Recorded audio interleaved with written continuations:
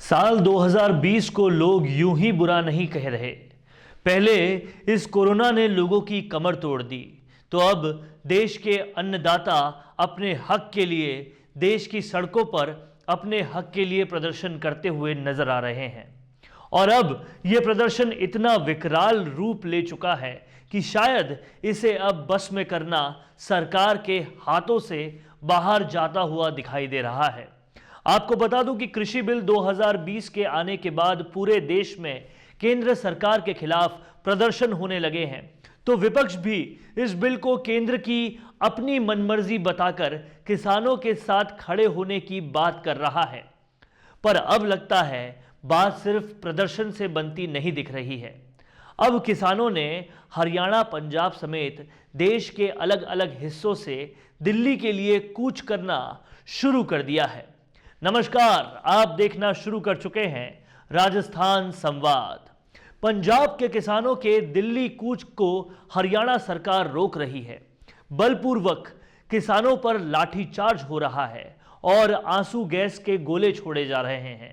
इस पर नाराज सचिन पायलट ने ट्वीट किया है कि जिसमें उन्होंने कहा है, अन्नदाताओं के अधिकार की आवाज को बलपूर्वक दमन करने की चेष्टा भाजपा की कृषि विरोधी और तानाशाही विचारधारा की देन है।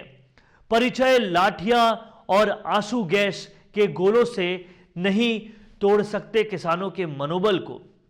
किसानों पर इस बल प्रयोग को जितनी निंदा की जाए उतना कम है। सचिन पायलट समेत कांग्रेस के वरिष्ठ नेताओं ने तो पहले ही इस बिल पर अपनी प्रतिक्रिया देते हुए इस बिल को किसान विरोधी बता दिया है और इस बिल को सिर्फ कुछ उद्योगपतियों को फायदा पहुंचाने वाला बिल बता दिया है।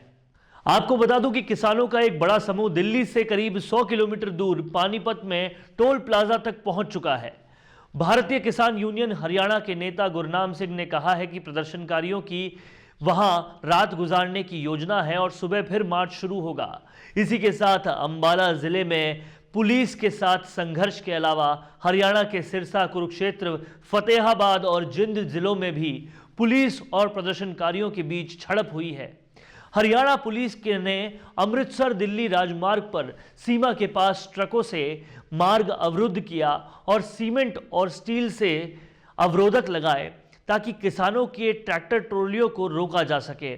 इनमें से कुछ ट्रैक्टर ट्रॉलियां 2 दिन तक प्रदर्शन की योजना के साथ खाद्य पदार्थों से लदी हुई थी, लेकिन कुछ घंटे बाद अधिकतर सीमा चौकियों से किसानों को जाने दे दिया गया।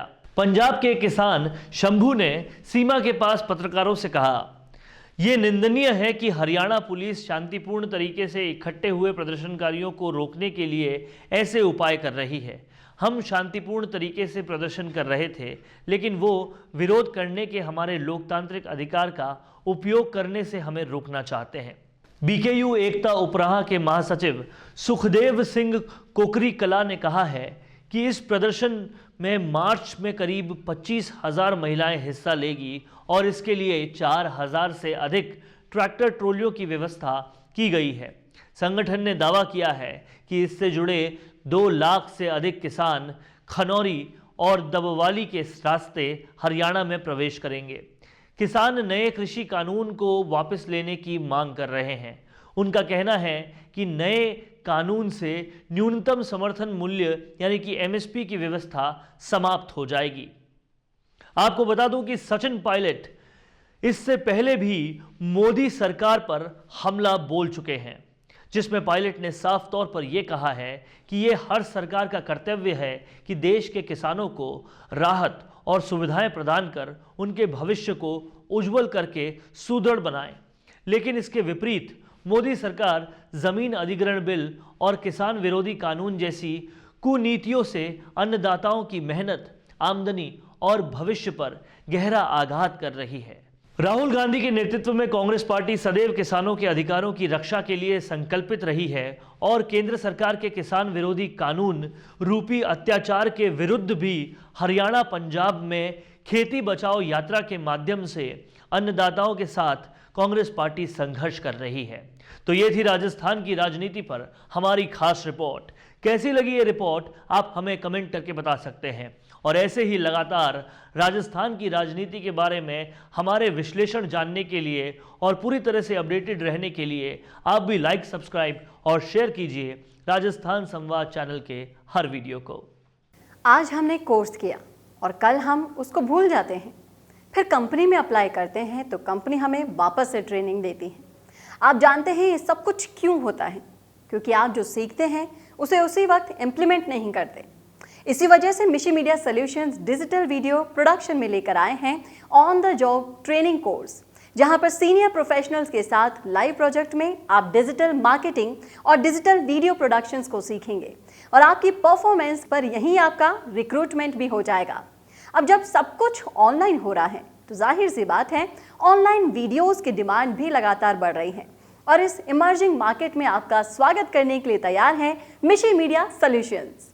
ज़्यादा जानकारी के लिए कॉल करें 9549770549 या फिर आप हमें मेल भी कर सकते हैं mishimedia solutions@gmail.com।